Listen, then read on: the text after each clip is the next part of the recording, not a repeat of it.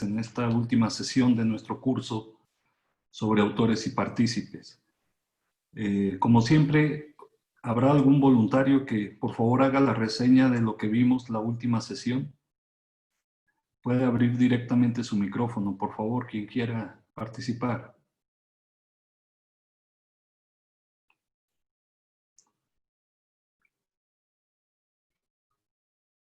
Alguien que haga la reseña. Si no hacemos reseña, no puedo seguir adelante con el curso, abogados. Así que, por favor, alguien que voluntariamente haga la reseña. Buenas tardes. Buenas tardes, licenciado. Servidor Alejandro Ramírez. Bueno, Dígame. solamente para mencionar algo de lo que se vio la clase pasada, haciendo la referencia que dijo usted del dolo directo y del dolo eventual. Hizo pues la hincapié en que se diferenciara esas dos posturas. Y bueno, no quisiera limitar a lo mejor la participación de alguien más. Por mi parte, pues sería algo de lo que le podría mencionar para darle pie a otra persona que desee participar. A ver, alguien que quiera hacer la reseña completa de los temas que vimos la sesión anterior, por favor.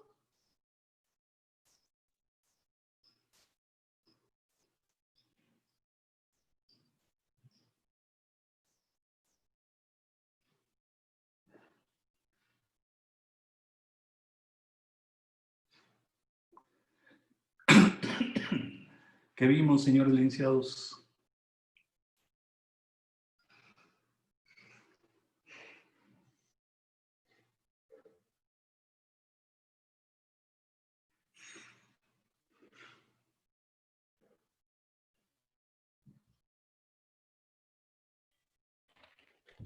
Buenas tardes, maestro. Buenas tardes, licenciada. ¿Me puede decir su nombre, por favor? Marcela Miranda, servidora. Muchas gracias, licenciada. ¿Qué fue lo que vimos la semana anterior, el lunes pasado? Gracias. Como decía el maestro, estuvimos viendo la cuestión del dolo directo y dolo eventual, pero también terminó de establecer los diversos elementos para checar al autor mediato. Nos habló de la subordinación jerárquica y la existencia de un criterio en el cual se establece en el Estado de México que expresamente sí es autor mediato cuando se vale de la subordinación jerárquica. Y también estableció que la mayoría de la doctrina establece que la subordinación jerárquica no es una herramienta de autoría, sino un instigador.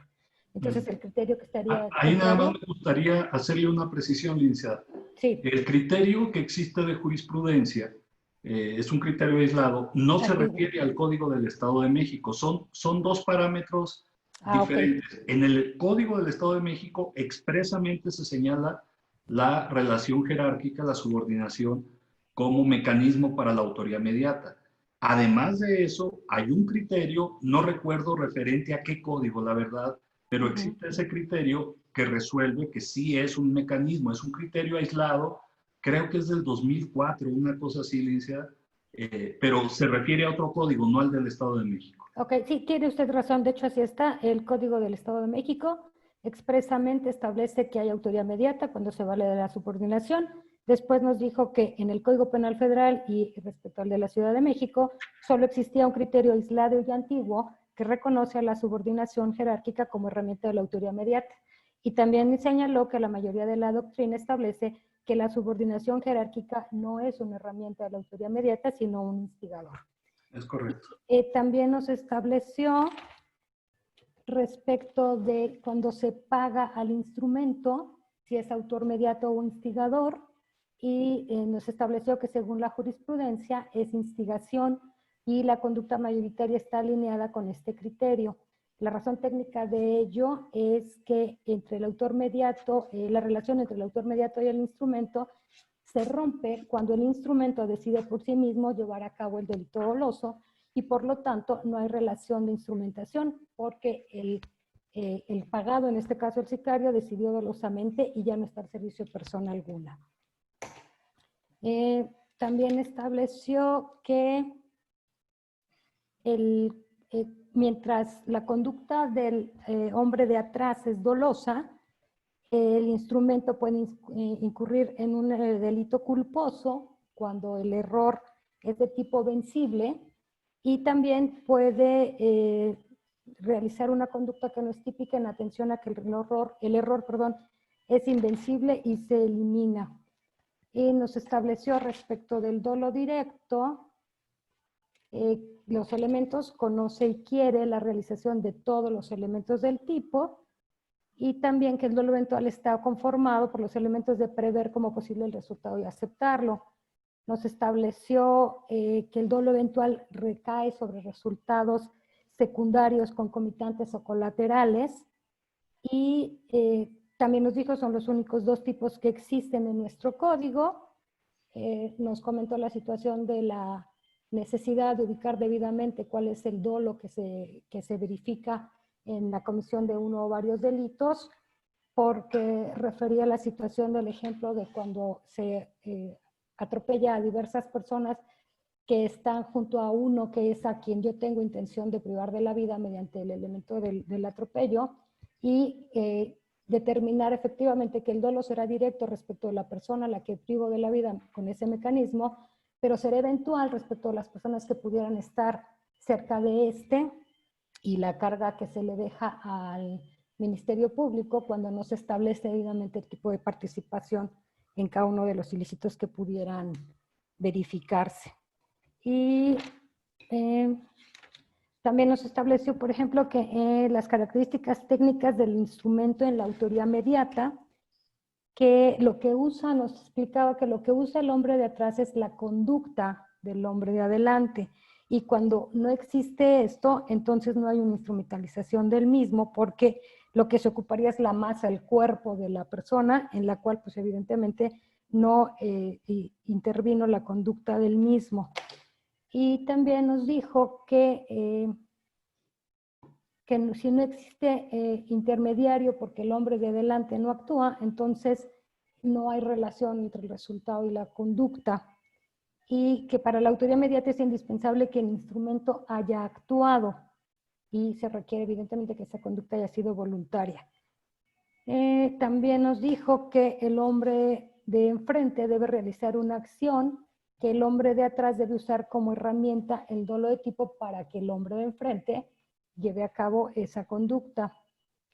Y reiteró la situación de que el instrumento puede cometer una acción atípica si el error de tipo es invencible o culposa si el error fuera vencible.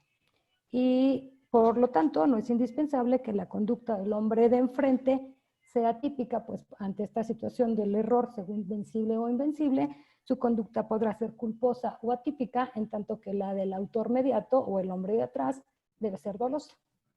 Muy bien. Ahí nos quedamos. Muy bien, licenciada, muchísimas gracias. Le agradezco mucho. Con gusto.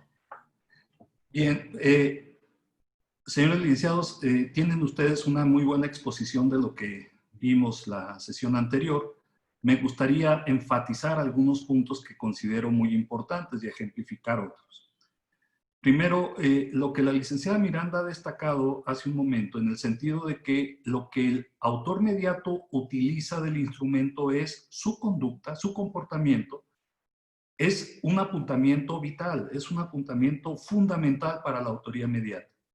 Cuando ustedes tengan un caso y aprecien que el instrumento, el hombre del frente, no desplegó conducta porque se encuentra en alguno de los supuestos que eliminan la voluntad, por ejemplo, cuando está ante fuerza física irresistible, por ejemplo, cuando está en un estado de inconsciencia, por ejemplo, cuando está en una situación de movimiento reflejo. En todos esos casos, el hombre del frente no está actuando, no está desplegando conducta. Y si no está desplegando conducta, no puede haber autoría mediata porque no podríamos decir que está siendo usado por otra persona.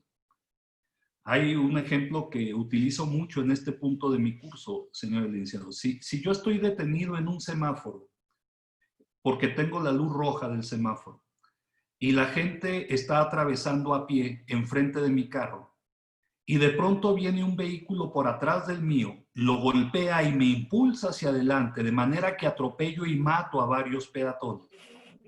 El sujeto que golpeó mi carro en la parte de atrás no me está utilizando, porque yo no despliego conducta. No podríamos decir que el sujeto que golpea mi carro en la parte de atrás es autor mediato de homicidio.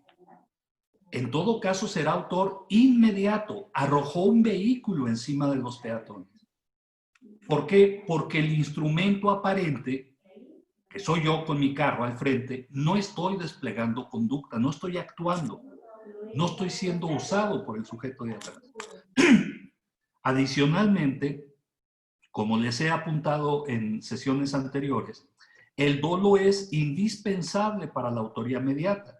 De manera que si accidentalmente un coche golpea el mío en la parte de atrás, pues no tenemos dolo.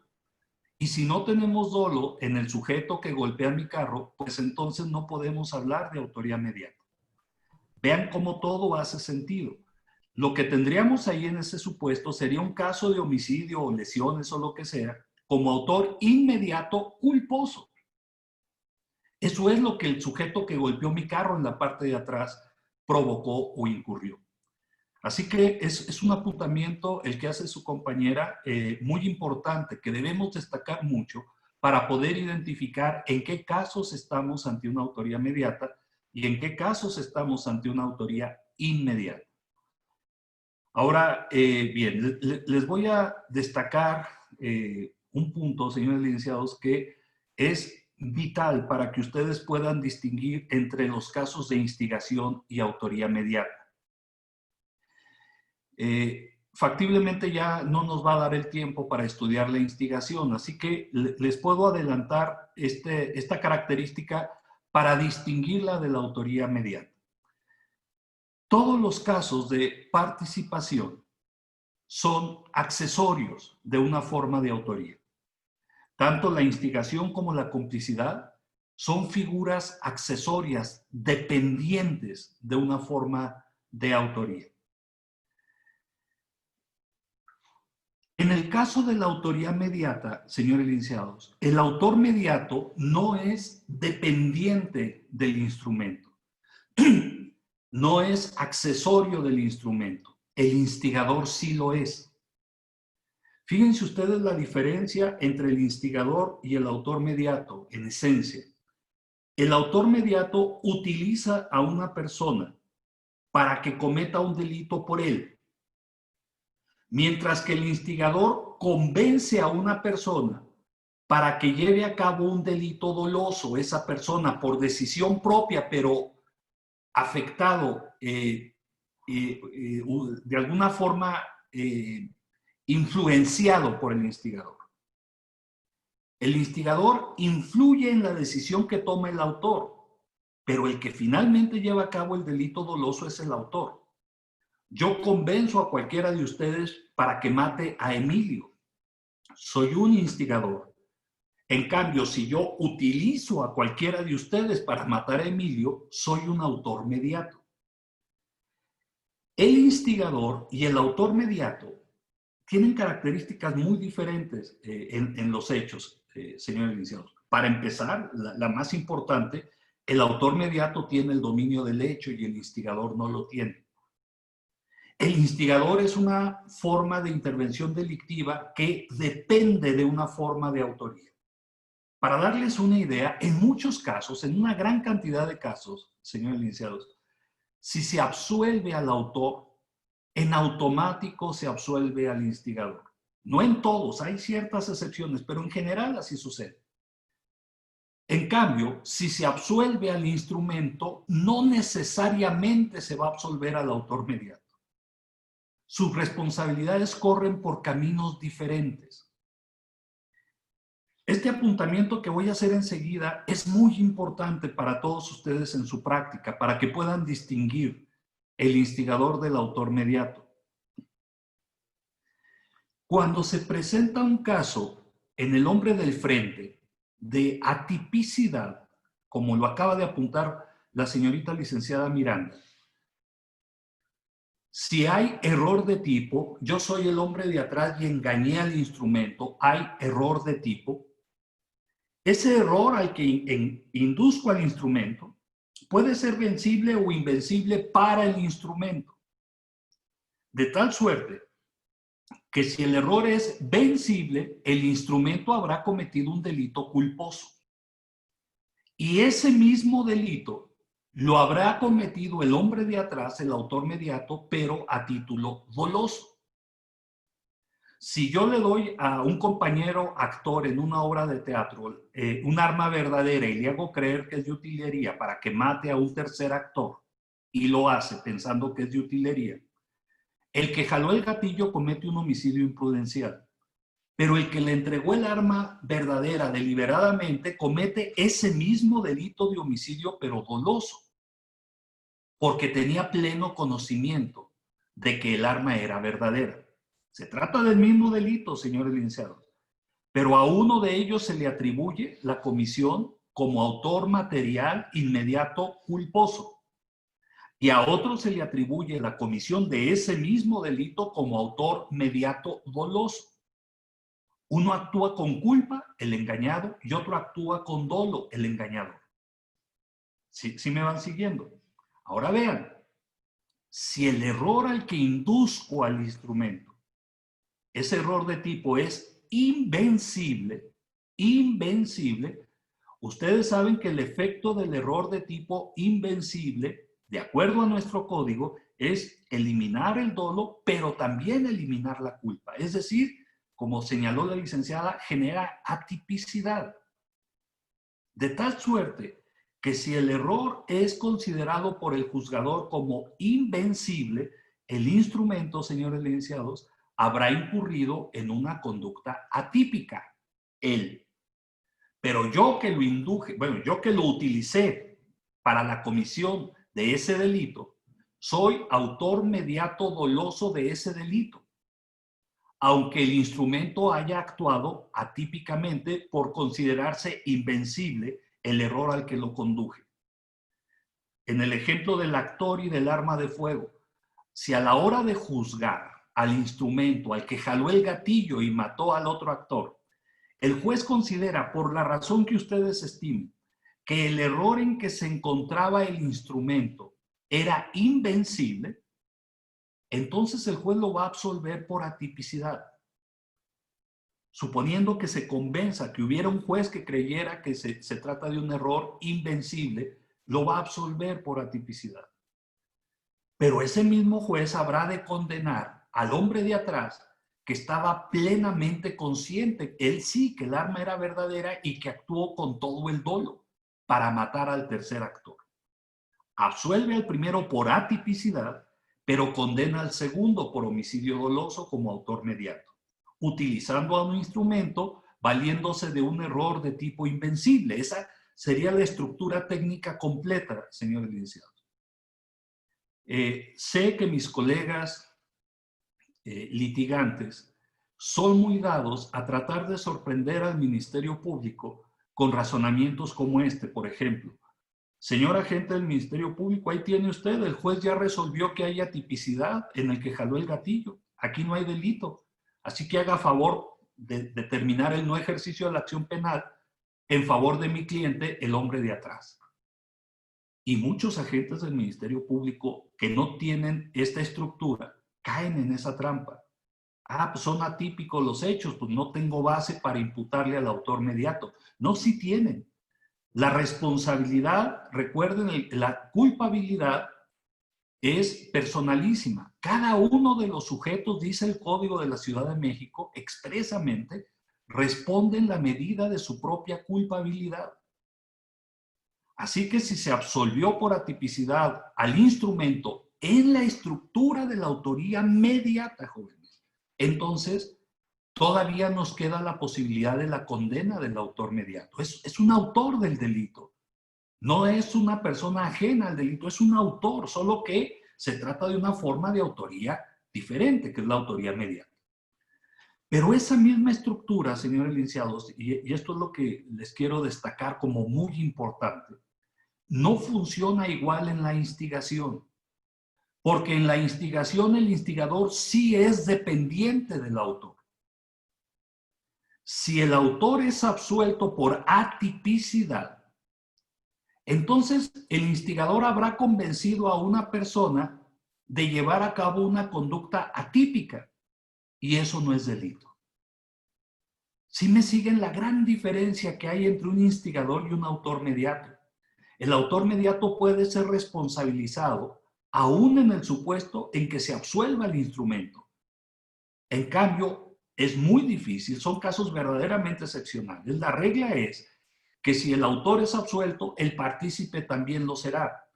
¿De qué depende? Depende de la razón por la que se absuelva al autor, para ver si alcanza o no al instrumento. Por ejemplo, si el autor es absuelto, vamos a pensar, por inimputabilidad, el que jaló el gatillo, el juez lo considera inimputable.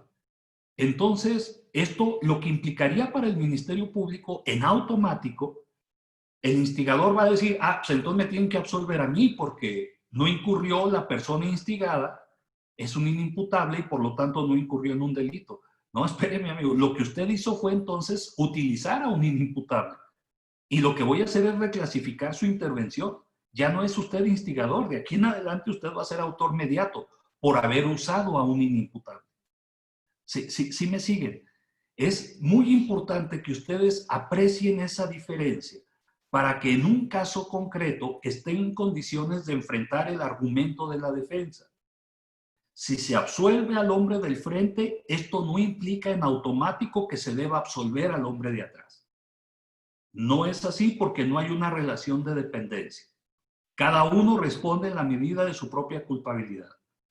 Se puede absolver por atipicidad al instrumento porque el error de tipo al que yo, autor mediato, lo induje, resultó invencible. Pero es perfectamente permisible condenar por ese mismo hecho al hombre de atrás por el dolo que él mismo tiene.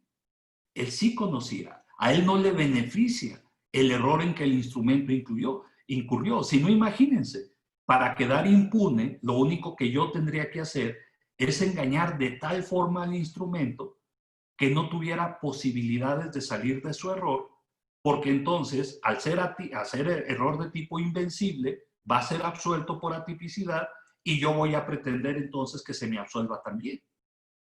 Eso no es así, señor licenciado. Yo tendré que responder por mi propio dolo, por mi propio grado de culpabilidad. Yo tenía el dominio del hecho. El instrumento incurrió en un error. Yo, autor mediato, no incurrí en ningún error. Pero en el esquema de la instigación, donde una persona convence a otra de cometer un delito, tenemos que si la acción que lleva a cabo la persona convencida, instigada, resulta atípica, es decir, no delictiva, entonces yo como instigador lo que hice fue convencer a un sujeto que llevara a cabo una conducta atípica y ni él ni yo hemos cometido ningún delito. Esa es la estructura diferenciadora más importante que hay entre la instigación y la autoría mediata.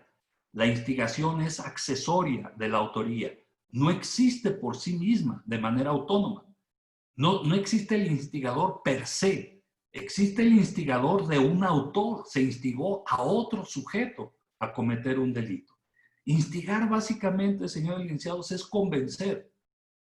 Ya si hubiera un poco más de tiempo les habría explicado que para mí el instigador, su conducta consiste en hacer nacer en otro la idea delictiva. Eso es lo que hace el instigador. El autor mediato actúa de manera diferente. El autor mediato utiliza al instrumento, se sirve de él, lo emplea para la comisión del delito y además lo hace dolosamente. Recuerden, todos los casos de autoría mediata son dolosos. No existe la autoría mediata en la culpa. Los delitos culposos y la autoría mediata no se llevan bien, señor licenciado. No puede haber autoría mediata en los delitos culposos. Recuerden, los delitos culposos son por definición delitos de propia mano, que única y exclusivamente admiten la autoría material o directa o inmediata, como la quieran llamar. No admiten ni la autoría mediata ni la coautoría. Son delitos de propia mano.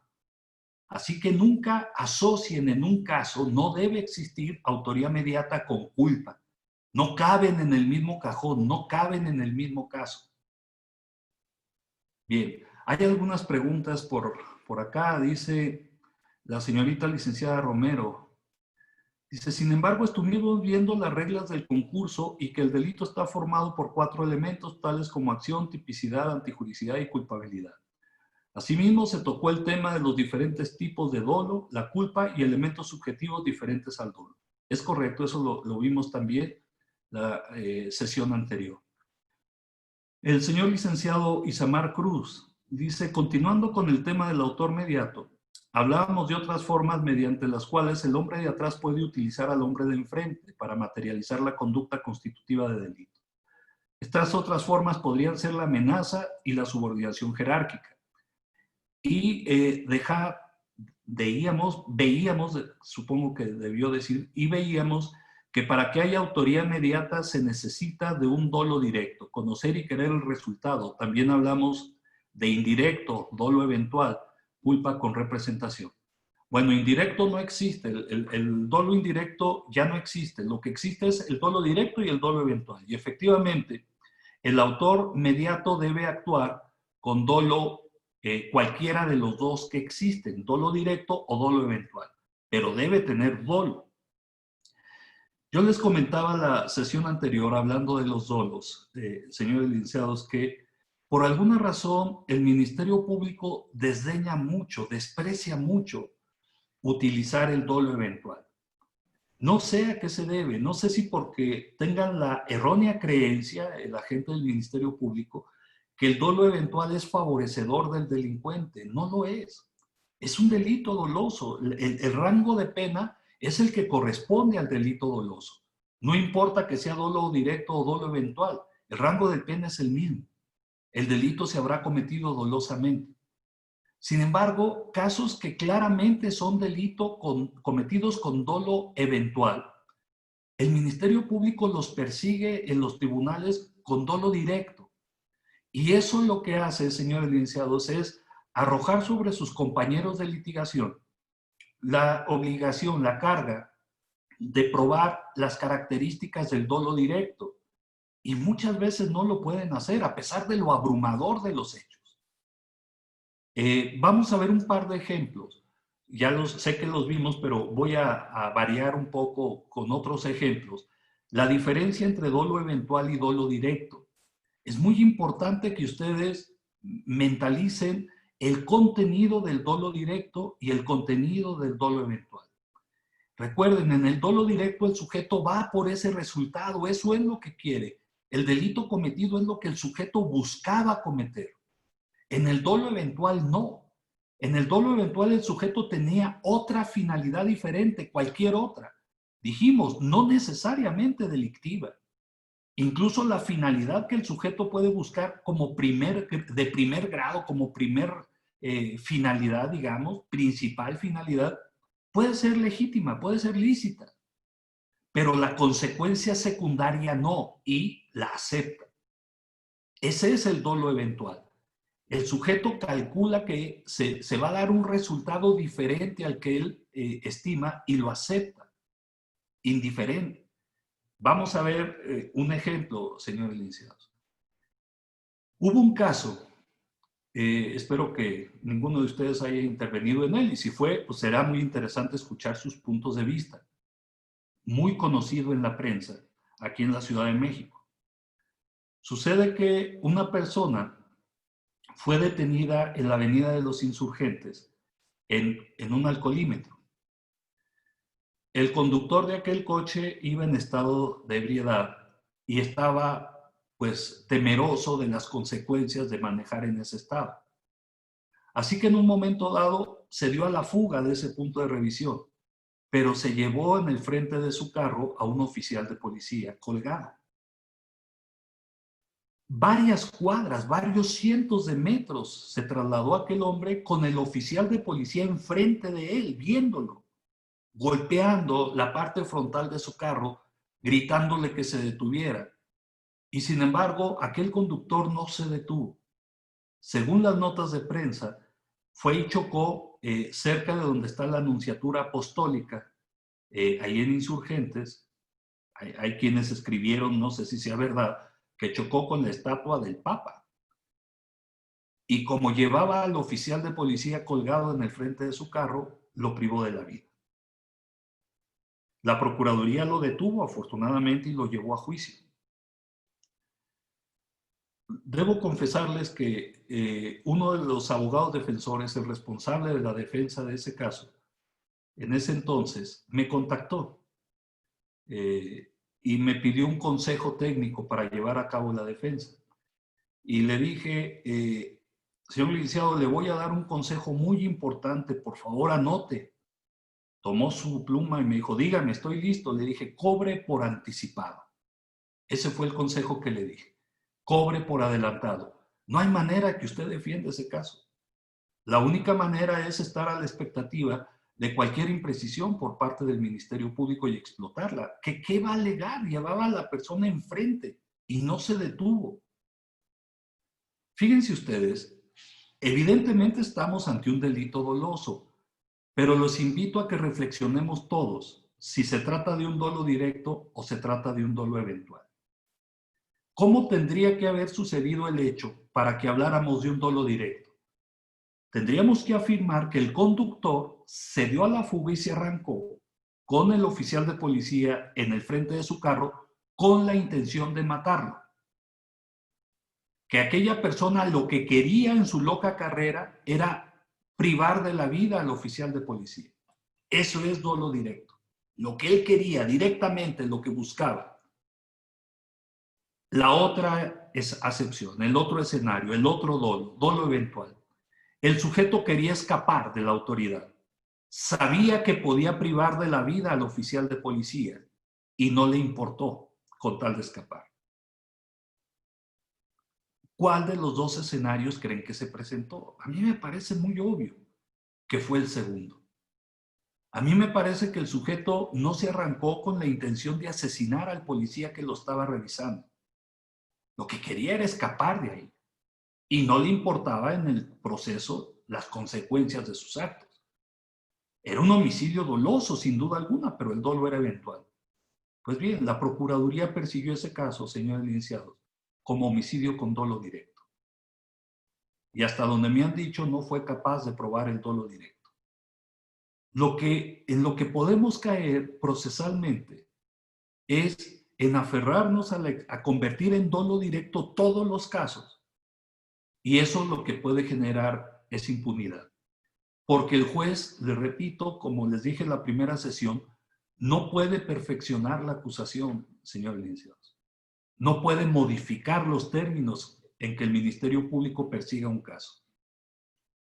Así que cuando tengan un asunto y reciban una instrucción, por ejemplo, yo sé cómo funcionan las procuradurías, he pasado muchos años de mi vida trabajando en ellas. Reciban una instrucción en el sentido de que se persiga como dolo directo un caso. Traten de convencer a sus superiores, si ustedes vislumbran que se trata de un caso de dolo eventual o incluso de culpa con representación, traten de convencer a sus superiores de lo inconveniente que sería buscar el dolo directo, la carga de la prueba que la institución estaría asumiendo y lo difícil que será probar eso. Hay otro caso que se debate hoy en día en la prensa. No voy a entrar en muchos detalles porque es un caso que entiendo que está vivo y que la institución está siguiendo. Un día, en una calle de la Ciudad de México, un coche se estacionó subiendo a la banqueta. De tal suerte que la gente que transitaba por la banqueta tenía que bajarse de ella para rodear el vehículo que estaba bloqueando el paso de la banqueta a los peatones, o bien pasar entre el espacio que había quedado del barandal de la casa y la parte frontal del vehículo, un espacio muy pequeño. La gente que transitaba por ahí tenía que decidir entre bajarse y rodear el coche o pasar muy pegado al barandal de la casa entre el coche y ese barandal. Mucha gente se bajaba y otras pues pasaban por el medio. Pero resulta que dentro de ese zaguán, dentro de esa cochera en el barandal, había perros. Perros muy bravos, muy agresivos. Una señora con un niño pequeño decidió no rodear el coche, sino pasar entre el barandal y el coche. Y cuando lo hizo, uno de los perros tomó al niño, lo jaló al interior de la cochera y enfrente de su madre, que no pudo hacer nada, atacaron al niño. Entiendo que lo mataron. La dueña de la casa fue llevada a juicio porque había antecedentes de que los perros habían atacado anteriormente a otras personas. Es decir, que ella sabía que se trataba de perros muy bravos. Así que imaginemos que tenemos aquella dueña de los perros para enjuiciar y todos ustedes son jueces. Vamos a ver, tenemos un escenario de dolo directo. La señora puso ahí a los perros para matar gente. ¿Podremos probar eso? La intención de la señora era matar gente a través de los perros y para eso los puso ahí en la cochera. Para eso acomodaron el carro para obligar a la gente a acercarse y que los perros pudieran matar a los que pasaran por ahí. Eso es dolo directo. Dolo eventual. La señora sabía que los perros podían atacar a personas que pasaran por ahí cerca y no le importó, le daba lo mismo. Que los perros metieran niños o personas y las mordieran, a la señora no le importaba, le daba igual. Dolo eventual. O bien, como ya había antecedentes, la señora sabía que los perros eran bravos, que existía la posibilidad de que mordieran o atacaran a otras personas, pero confiaba en que eso no sucediera. Estaban enrejados, estaban adentro de una cochera. Eso comienza a tener un poco más de sentido. Y último escenario, la señora ni siquiera consideró la posibilidad de que sus perros atacaran a alguien. Culpa sin representación. Esos 4 escenarios son todos los que hay, señores licenciados, para imputarle subjetivamente un delito a la dueña de los perros. O es dolo directo, o es dolo eventual, o es culpa sin representación, o es culpa con representación. No hay más. Sí, la Procuraduría persiguió a la señora, pero por lo menos hasta donde me platicaron, le imputó la comisión dolosa del delito. Vamos a ver si el Ministerio Público está en condiciones de probar el dolo en juicio. Vean ustedes la importancia que tiene identificar la forma subjetiva de intervenir en un delito, señores licenciados. ¿Por qué no usamos el dolo eventual? ¿Por qué el Ministerio Público, del 100% de casos dolosos que consigna, no sé si a lo mejor el 5%, ya con mucho, a lo mejor el 10%, lo consigna o lo persigue o lo imputa o lo judicializa con dolo eventual? ¿Por qué? ¿Será que no se da el dolo eventual? ¿Será que el Ministerio Público lo desdeña? ¿Será que no lo conoce? ¿Será que el MP no identifica en qué consiste el dolo eventual y por eso no lo usa? No lo sé. El caso es que algo está pasando con el dolo eventual. El MP no lo quiere, no sé por qué, por alguna razón. Cuando el legislador lo creó como una herramienta al servicio del Ministerio Público, para que un mayor número de casos fuera considerado doloso y además con la expectativa de obtener una resolución favorable a la representación social. Bien, esos son los dolos y las culpas que existen en el sistema mexicano. Cualquiera de los dos dolos puede estar presente en el autor mediato, pero debe por lo menos uno de ellos estar presente. O sea, debe haber dolo en el autor mediato. No basta la culpa. La culpa en el autor mediato, señores licenciados, no nos alcanza para considerarlo autor mediato. Necesitamos que actúe con dolo. Bien. Hay algunas otras preguntas. El señor licenciado Marco Antonio Ortiz dice una duda. ¿Es posible ejercitar acción penal contra un partícipe sin tener identificado al autor del delito? Señor licenciado, es una extraordinaria pregunta y yo tengo algunas vivencias personales en torno de eso. Déjenme hacerles reflexiones prácticas muy interesantes.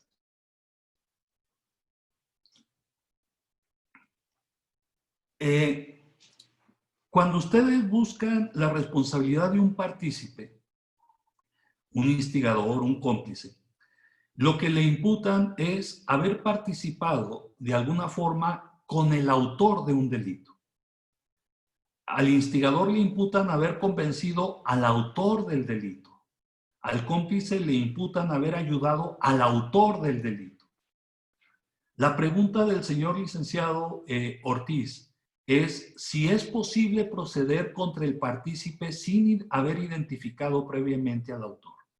Este es un tema que yo desarrollo en mi curso en la Judicatura Federal, señores licenciados. Les explico la problemática. Imaginen ustedes que el autor del delito, yo soy instigador, yo convencí a cualquiera de ustedes, al señor licenciado Ortiz, de que matara a Emilio, mi vecino. El señor licenciado Ortiz, a quien yo instigué, llevó a cabo el delito y privó de la vida a Emilio, mi vecino. Sin embargo, el licenciado Ortiz se dio a la fuga.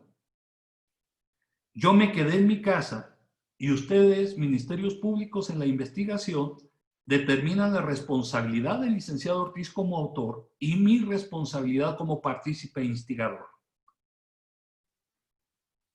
Consignan el caso, judicializan el caso en contra de ambos y obtienen una orden de aprehensión en contra de ambos, una contra el señor licenciado Ortiz y otra contra mí.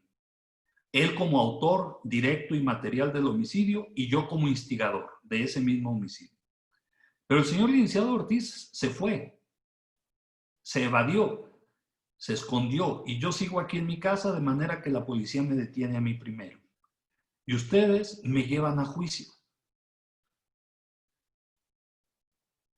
A la hora en que llega el momento de dictarme sentencia, ¿en qué situación se encuentra el juez?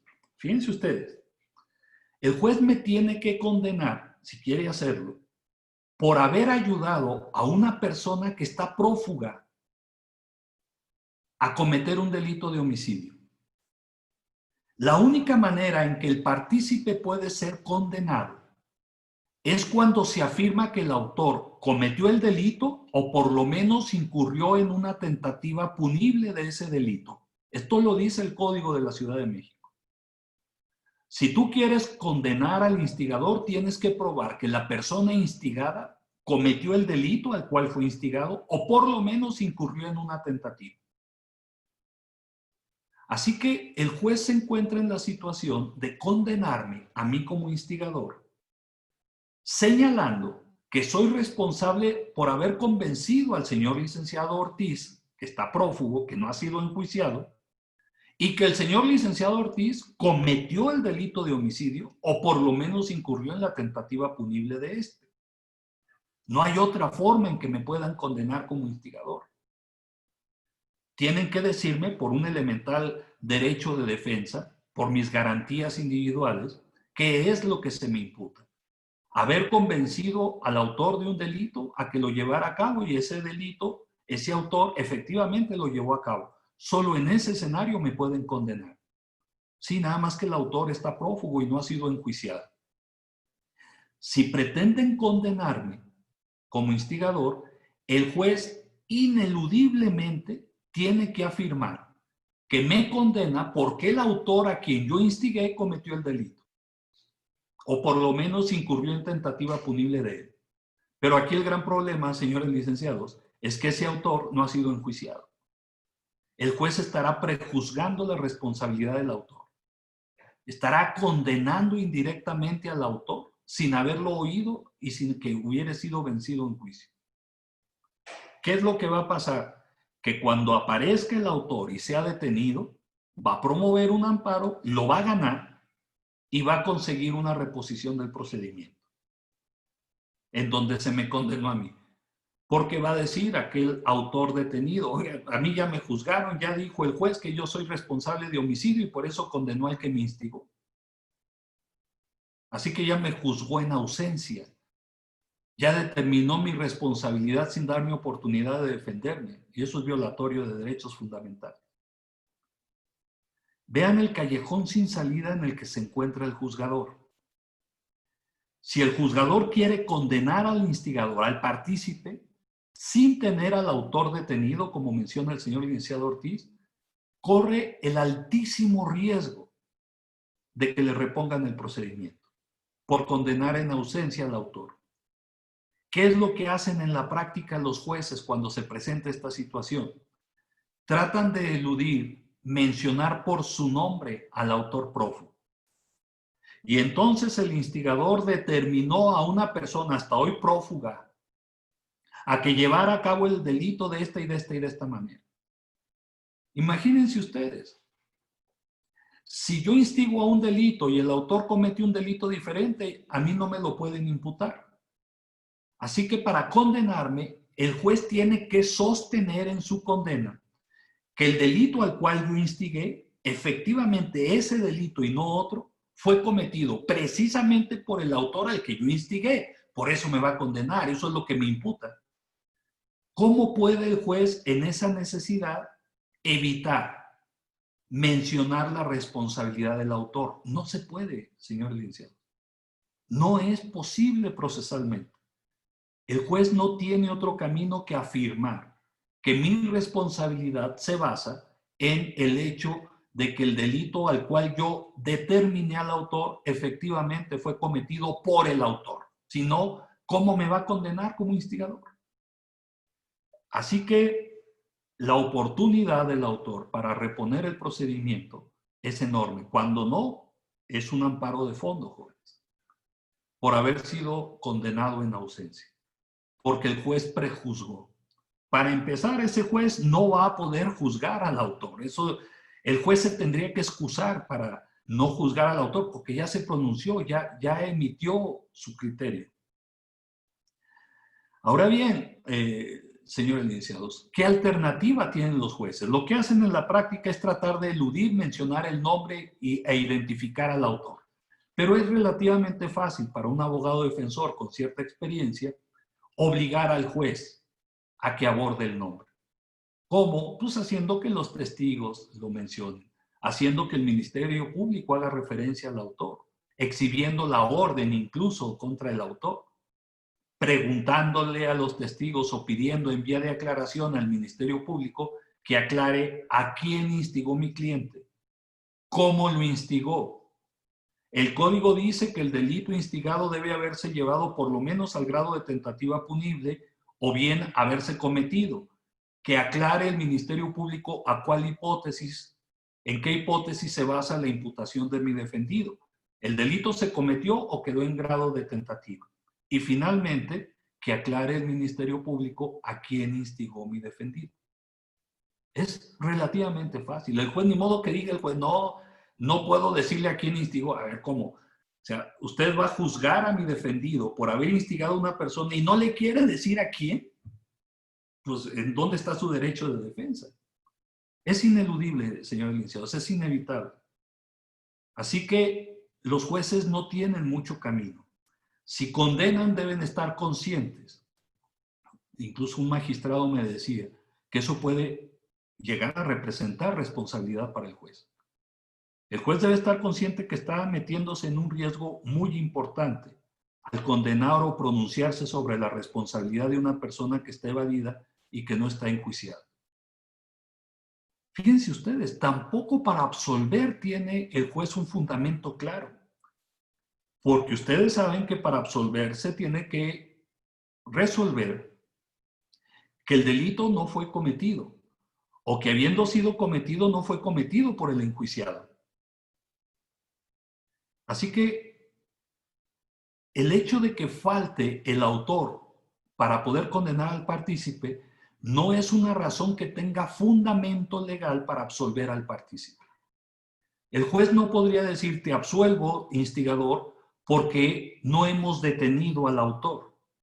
Y como no está el autor detenido y no quiero violar los derechos fundamentales del autor pronunciándome sobre su responsabilidad, te absuelvo a ti, instigador. Eso tampoco lo puede hacer el juez, porque no tiene un fundamento legal para ello. Así que los jueces se encuentran en una verdadera encrucijada. Muchas veces los señores juzgadores que ya han cometido esta situación, ya han incurrido, perdón, en este escenario, lo ven a priori, lo ven anticipadamente. Y cuando el Ministerio Público les judicializa o les consigna al mismo tiempo al autor y el partícipe, Los jueces suelen llamar al Ministerio Público, por lo menos eso hacían antes, no sé ahora en el nuevo sistema. Y le decían al Ministerio Público, oiga, licenciado, mire, le voy a devolver la consignación con cualquier pretexto, el folio, cualquier cosa, para que usted la vuelva a presentar, pero le sugiero, licenciado, que la presente respecto del autor. Primero, deje un desglose para el partícipe. Y cuando tenga detenido al autor, entonces consigne al partícipe. Ese era un camino. Sin embargo, el Ministerio Público decía, bueno, pero yo, ¿cómo voy a justificar un desglose sin actuación? La policía se puede tardar en detener al autor 1 año, 2 años o 3 años, y mientras tanto, ¿qué voy a hacer yo con el desglose contra el partícipe? Mejor, ¿qué le parece, señoría? Si me da la orden para los dos, consigno los dos, cumplo con los cánones, pero le pedimos a la policía que busque y detenga primero al autor y no al partícipe. Y entonces se le hablaba al comandante y se le pedía, oiga, aquí tiene la orden de 2 personas, pero primero tiene que detener a este. Muchos comandantes, pues, se alineaban a la instrucción, la cumplían, pero había otros comandantes que decían, no, a ver, si no quieren que detenga a una persona, pues no me den la orden de aprehensión, no me den la orden de detenerlo.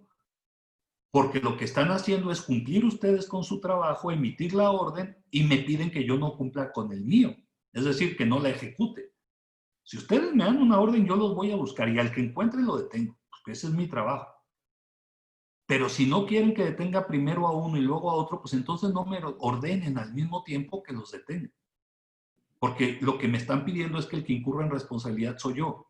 Porque lo que va a decir la prensa es que hay una orden de aprehensión contra el instigador, que es el licenciado Ramos Rivera, y todo mundo sabe dónde está y qué está haciendo, y ahí anda paseándose y haciendo vida social, menos la policía, ¿no? La policía no lo detiene.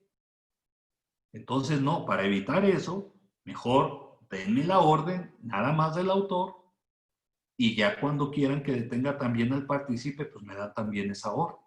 En fin, vean, es un asunto verdaderamente complicado, señores licenciados.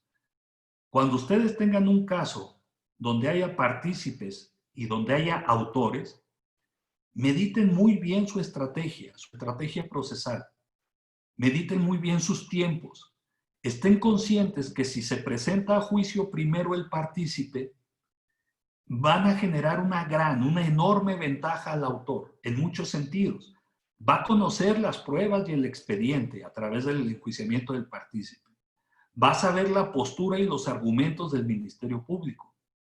Es posible que ya no sea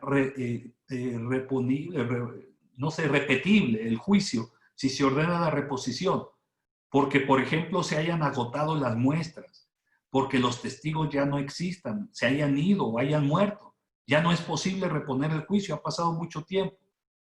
Conoce los argumentos, conoce las debilidades del juicio, es decir, hay una gran ventaja para el autor en la reposición.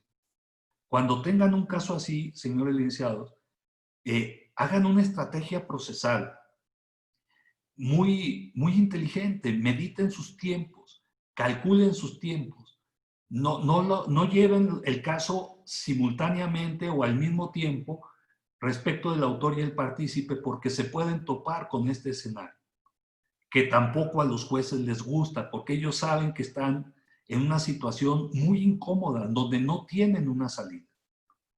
Bien, eso es por cuanto hace a la pregunta del señor licenciado Ortiz. Luego, el señor licenciado Rodolfo Mendoza pregunta, ¿solo dolo eventual porque no quería el resultado que se obtuvo al final? Seguramente se refiere al ejemplo, pues no sé si de los perros o del oficial de policía. Dolo eventual, mencionan, dolo eventual. En el caso del oficial de policía, yo coincido al 100% con ustedes. Me parece que en todo caso era un homicidio, si estamos hablando del oficial de policía, de un homicidio con dolo eventual. Sin embargo, entiendo, les repito, no conozco el expediente, pero entiendo por las notas de prensa que la Procuraduría le imputó homicidio con dolo directo. Y hasta donde leí la última ocasión, estaba muy próximo a ser absuelta esa persona, porque la Procuraduría, el Ministerio Público, no había podido probar el dolo directo. Es decir, que la intención primaria y principal del sujeto al darse a la fuga era asesinar al oficial de policía. Luego, el señor licenciado Javier Rodrigo Núñez dice: homicidio cometido con motivo del ataque de una mascota. Cuando el sujeto activo, dueño o cuidador, en calidad de garante, derivada de su actividad precedente, generó el peligro que privó de la vida a la víctima, se actualiza la forma de comisión culposa por omisión impropia o comisión por omisión. Legislación del Distrito Federal. Es correcto, comisión por omisión. Pero entonces sería un escenario culposo. Vean cómo descartamos el dolo. No hay en aquella señora que tenía las mascotas, ¿se acuerdan que les hice los 4 escenarios subjetivos?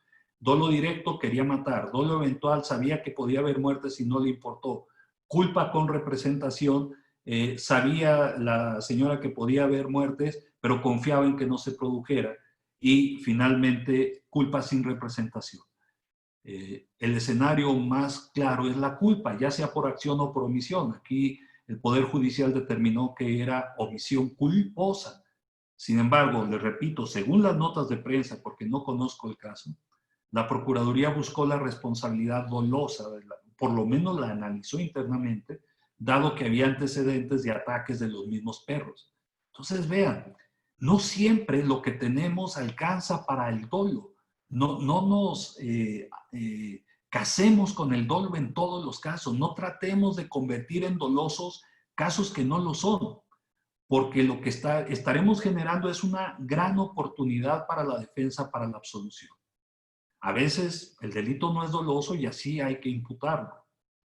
El señor licenciado Mendoza dice: pienso que porque el MP sabe que es una representación eventual, pero el responsable de agencia, por instrucciones de sus superiores, quieren que sea dolo directo para una vinculación a proceso y sea más gente con prisión preventiva justificada. Son números. Bueno, el dolo eventual es dolo. O sea, finalmente, si queremos que el caso sea doloso por cualquier razón institucional, la Procuraduría busca el dolo en un caso concreto. Puede ser también el dolo eventual. El dolo eventual sigue siendo dolo y sigue registrándose estadísticamente como un caso doloso. No todos los dolos son que el sujeto quiera cometer el delito, señores licenciados. También es posible que estemos ante casos en donde el sujeto quiera otra cosa, pero no le importe que se afecten bienes jurídicos tutelados en ese camino, en ese andar. Luego, entonces al instigador, volviendo al tema del instigador y el autor, dice: entonces al instigador no se le puede consignar si no se ha sentenciado al autor. Para acreditar la acción del instigador se debe acreditar con testimonial o con video. Bueno, yo no esperaría, si fuera agente del Ministerio Público, yo no esperaría a la condena del autor.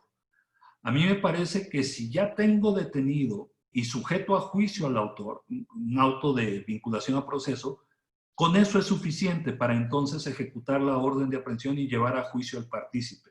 Los dos procedimientos pueden ir a la par. El juez puede dictar una sentencia simultánea, pero les garantizo que primero va a abordar la responsabilidad del autor y después la responsabilidad del partícipe. No tiene que haber una sentencia previa para poder proceder contra el partícipe. Podemos enjuiciarlos a ambos simultáneamente. Lo que no es conveniente, y hace un momento se los refería, es enjuiciar primero al partícipe. Eso sí no es conveniente, ni para el Ministerio Público, ni para el juez, ni para la justicia. Porque... Sí, licenciado. Sí, lo escucho, licenciado. Aquí me aparece como Huawei Y7. Adelante, puede abrir su micrófono, licenciado. No, parece que no nos escuchó. Si el autor fuera absuelto. Ok. Si el autor fuera absuelto, ¿qué pasaría con el partícipe? Así es. Bien. Hay varias razones por las cuales se puede absolver, señor licenciado, al autor. muchas de ellas inciden en la responsabilidad del partícipe, pero no todas. Por ejemplo, señor licenciado, imagínense que el autor es absuelto por legítima defensa. Sucede que sí privó de la vida a Emilio, el autor, pero lo hizo en legítima defensa. ¿Qué pasa con la persona que lo instigó a disparar?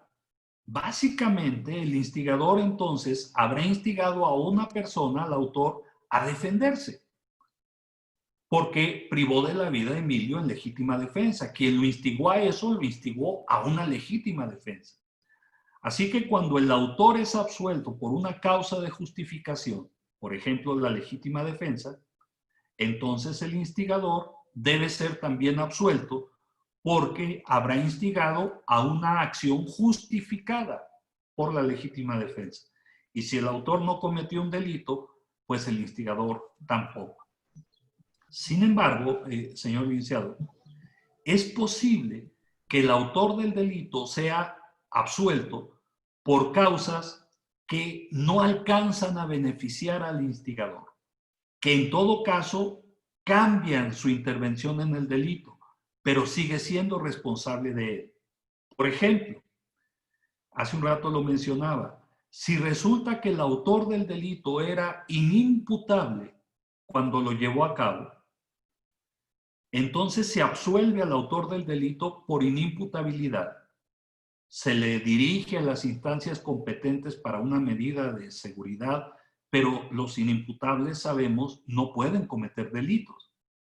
¿Qué pasa con el instigador cuando se decreta la inimputabilidad del autor?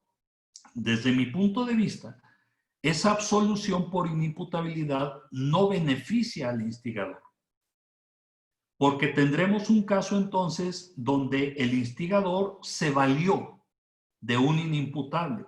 Y si bien no hay instigación en ese caso, sí se estructura la autoría mediata por el empleo como instrumento de un inimputable en la comisión de un delito.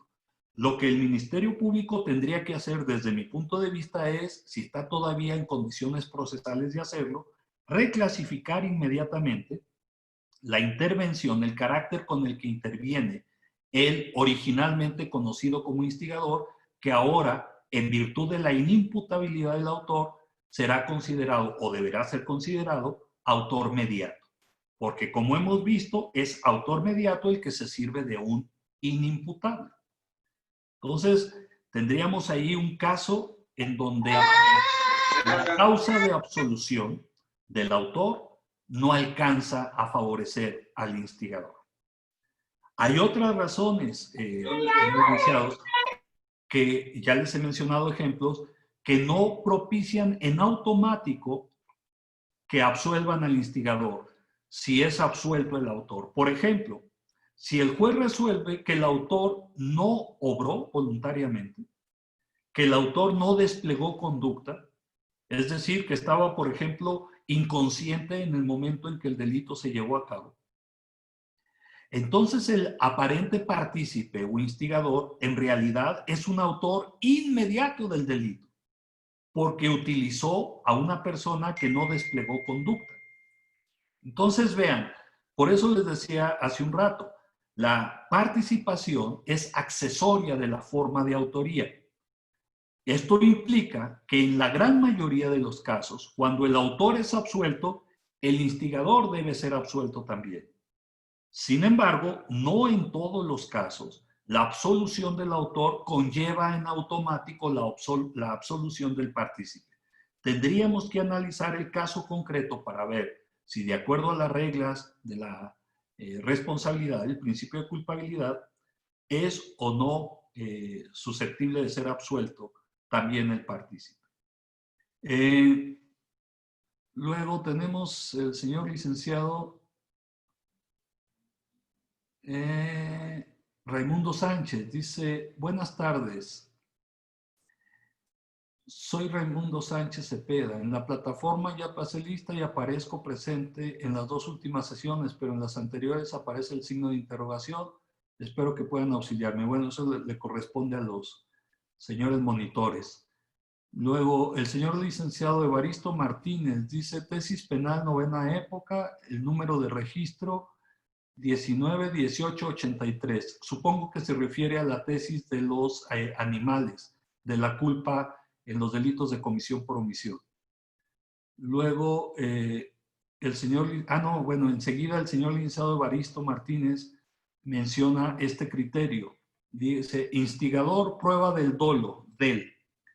Cuando se demuestre el dolo del instigado en el sentido de que sabía y conocía la acción que estaba realizando, el dolo del instigador queda demostrado con el hecho de haber inducido a aquel a cometer el delito, en términos del artículo 13, fracción quinta del Código Penal Federal, ya que el dolo en la instigación es el querer que otro realice dolosamente el delito. Bien. Sí, eso es correcto, señor licenciado. En la participación, imaginemos que tenemos las dos figuras, el autor mediato y el partícipe, el instigador. Para que haya autoría mediata es necesario que el hombre de atrás, el autor mediato, actúe con dolo. Y es necesario también que el instrumento no actúe con dolo. Esa es la regla, digamos, general. Porque si el instrumento decide cometer el delito dolosamente, entonces ya no podemos decir que está al servicio del hombre de atrás. Ha decidido cometer él un delito. Y ya en todo caso el hombre de atrás pierde el dominio del hecho, ya el que lo tiene es el autor doloso del delito, y solo nos quedaría analizar si el hombre de atrás es instigador, porque autor mediato ya no es. En cambio, en la estructura donde aparecen el instigador y el autor, se parecen porque hay también dos personajes.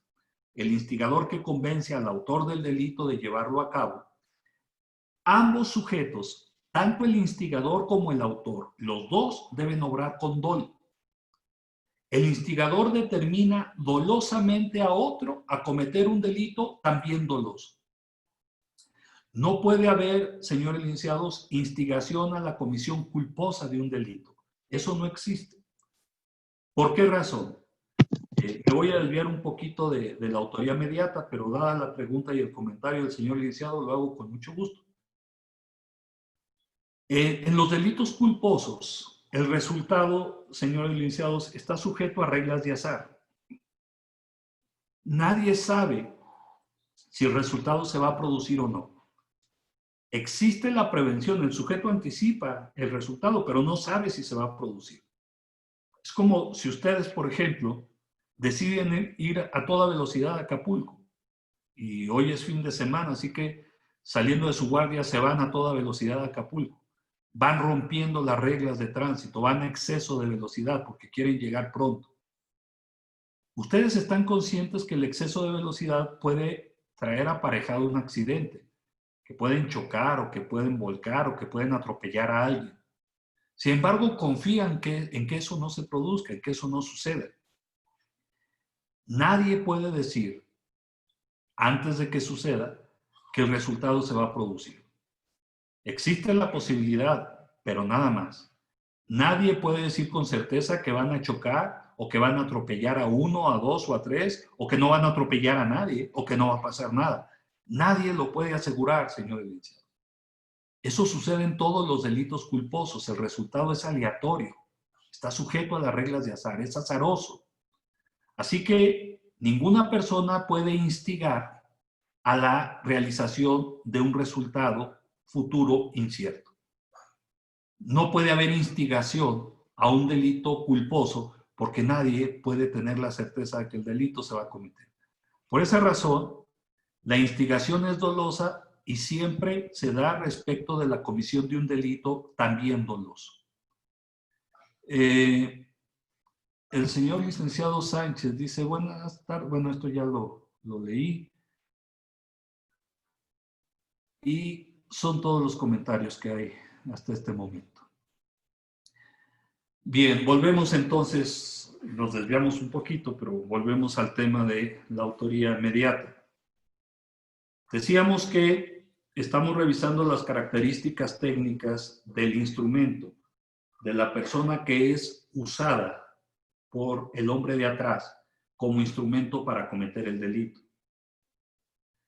Decíamos que el instrumento lleva a cabo el delito sin incurrir en la comisión dolosa del mismo. Porque si comete el delito dolosamente, decíamos, él asume el dominio del hecho y por lo tanto responde como autor directo material del delito y ya no hay un autor detrás de él, ya no está al servicio de nadie. Nos preguntábamos la última sesión, ¿a qué está subordinado el instrumento? Para que podamos sancionar al hombre de atrás, ¿el instrumento debe realizar una acción? ¿O debe realizar una acción típica? ¿O debe realizar una acción típica y antijurídica? ¿O es que acaso el instrumento debe realizar una acción típica, antijurídica y culpable para que solo en ese caso podamos sancionar al autor? Decíamos, señores licenciados, que si el instrumento incurre en una ausencia de conducta, porque se presente cualquier situación que excluya la conducta, una fuerza física irresistible, entonces el hombre de atrás será autor inmediato del delito, no autor mediato, porque en este caso no habrá empleado la conducta o comportamiento del instrumento. Así que es primer requisito indispensable, es necesario que el instrumento actúe. Si no hay conducta en el instrumento, no hay autoría mediata. Lo que puede haber es autoría inmediata, pero no hay autoría mediata. Entonces, punto número 1, necesitamos que el instrumento actúe. La acción del instrumento, señores licenciados, puede ser activa u omisiva. El instrumento puede incurrir en una acción o en una omisión, ambas son conducta, pero necesita actuar. Incurrir en cualquiera de las dos. Si el instrumento no incurre en una conducta, entonces no puede afirmarse la autoría mediata. El primer gran requisito para la autoría mediata es que el instrumento actúe, incurra en una conducta, activa o de omisión, pero que actúe. Ahora vamos al siguiente elemento. Es indispensable para afirmar la autoría mediata que esa conducta del instrumento sea típica o no es necesario que sea típica. Vamos a ver. ¿Se podría afirmar la autoría mediata cuando la conducta del instrumento fuera atípica? Sabemos que puede emplear el error de tipo, el hombre de atrás, y sabemos que el error de tipo puede ser vencible o invencible. Si el error de tipo es vencible, el instrumento habrá cometido un delito culposo, si de acuerdo a los números clausus se puede cometer culposamente el delito. Y el hombre de atrás habrá cometido ese mismo delito, pero a título doloso. ¿Qué pasa cuando el error de tipo es invencible? ¿Qué pasa cuando el hombre de atrás utiliza un error de tipo invencible para servirse del instrumento? Si el juez considera que es invencible, entonces concluirá que el instrumento que actuó precisamente bajo un error invencible de tipo actuó atípicamente. Esto quiere decir en automático, entonces nos preguntamos, ¿que el autor deba ser absuelto? Hace un rato les explicaba el autor mediato, hace un rato les explicaba no. Esa es una trampa que usamos los litigantes. Con el Ministerio Público le decimos, señor agente del Ministerio Público, el juez ya resolvió la atipicidad de los hechos. Por favor, acuerde el archivo del expediente contra mi defendido que es autor mediato. Y les decía, muchos agentes del MP pues caen en esa trampa. Sucede por el principio de culpabilidad, señores licenciados, que si el hombre de atrás se valió del error para usar al instrumento y lo hizo tan bien que el instrumento nunca llegó a percatarse que estaba actuando bajo un error invencible, eso quiere decir que fue extraordinariamente eficaz el hombre de atrás al utilizarlo. Nada más que eso. Tendremos entonces atipicidad, pero solo respecto del instrumento. Y el autor mediato será responsable de la comisión de ese delito como autor mediato, aunque el instrumento haya incurrido en un error invencible. Sucede que fue de tal magnitud el engaño que utilizó el hombre de atrás que el instrumento no tenía manera de salir de su error. Ese es el escenario de atipicidad en el instrumento. Concretando, el hecho de que el instrumento incurra en un error invencible de tipo no es suficiente para absolver al hombre de atrás.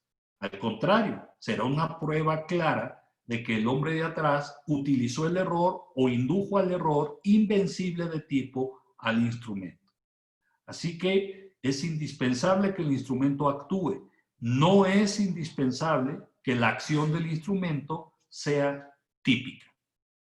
Puede serlo, pero no es indispensable. El instrumento puede incurrir en un delito culposo, pero no es indispensable que el instrumento incurra en un delito para que solo en ese supuesto podamos sancionar al hombre de atrás. ¿Por qué? Porque el error de tipo puede ser vencible o invencible. El hombre de atrás puede inducir al instrumento a un error vencible o invencible de tipo. En ambos casos estará empleando el error. ¿Qué ejemplo podemos dar de esto? Les decía hace un rato. Imaginen que el juez se convence que el actor que estaba usando un arma verdadera pensando que era de juguete no tenía manera de salir de su error. Yo soy el hombre de atrás y con todo el dolo y conocimiento del mundo le di el arma verdadera para que matara al tercer artista, verdaderamente. Con ese dolo y con ese conocimiento le entregué el arma. Sin embargo, el instrumento no tenía manera de salir de su error, por la razón que ustedes quieran, porque no conoce de armas, porque el arma de utilería que se emplea en la obra es de tal calidad, la reproducción, que parece un arma verdadera. Así que no hay manera de que el instrumento se hubiera dado cuenta que en realidad era un arma verdadera y por lo tanto incurre en un error de tipo invencible.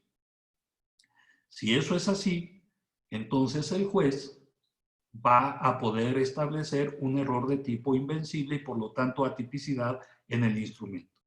Déjenme jugar un poco con este ejemplo para hacerlo un poco más transparente. Imaginen que no es un arma.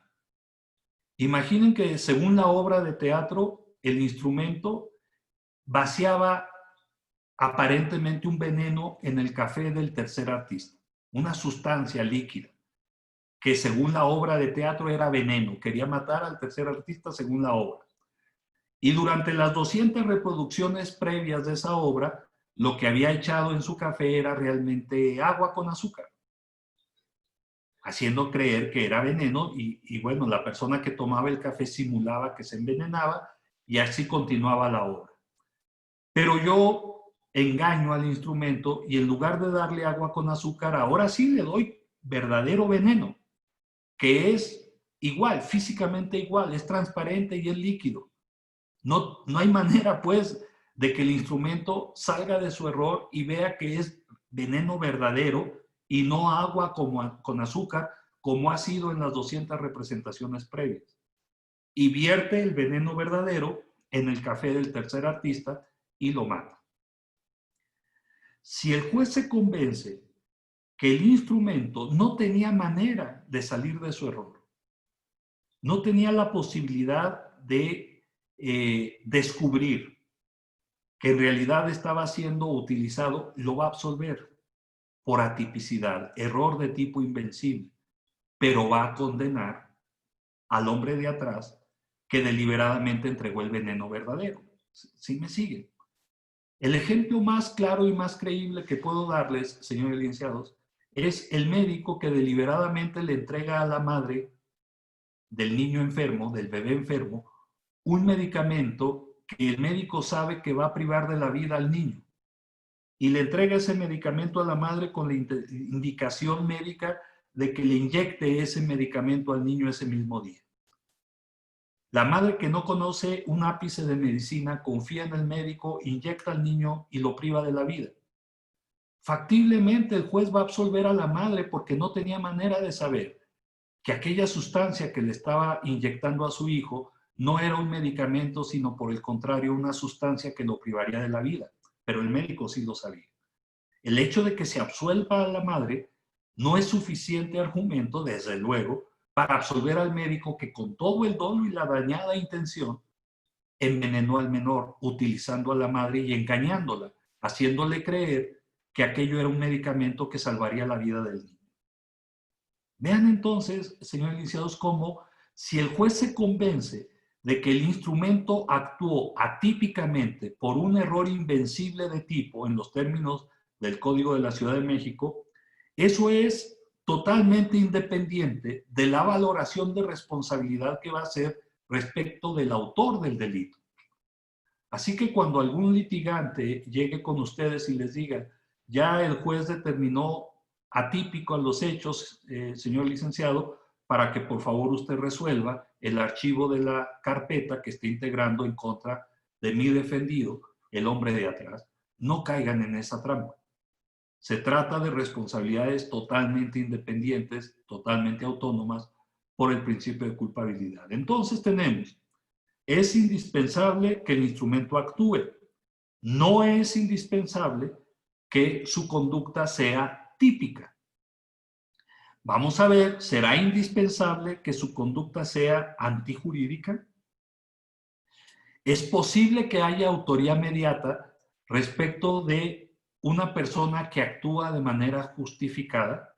Nuevamente, los abogados defensores, señores licenciados, llegaremos con ustedes y les diremos, señor licenciado, acaba de resolverse o es evidente que el instrumento actuó de manera justificada por la legítima defensa. Así que lo que mi cliente hizo como hombre de atrás fue utilizar a una persona, pero para que realizara una conducta justificada, legal, en legítima defensa. Eso no tiene ninguna trascendencia penal, eso no es ninguna base de imputación, así que tiene que archivar el caso en contra de mi defendido. ¿Tendrá razón aquel abogado defensor o se trata de una nueva trampa? Vean ustedes. Cuando se hace creer al instrumento que actúa de manera justificada, si la justificación existe, efectivamente, entonces sí, ni el instrumento ni el hombre de atrás han incurrido en un delito, en una acción penalmente trascendente. Lo que hay es una persona actuando de manera justificada. Y en esa tesitura, señores licenciados, no puede haber participación. Sería ocioso pensar en que haya partícipes, instigadores, cómplices o autores mediatos. Porque no hay una acción que tenga relevancia penal. Tenemos una acción lícita. Así que no puede estar el hombre de atrás como responsable por la realización de una conducta justificada, de una conducta lícita. Pero ¿qué pasa cuando en realidad la justificación no existe? El hombre de atrás engaña al instrumento precisamente haciéndole creer que está actuando de manera justificada cuando en realidad no es así.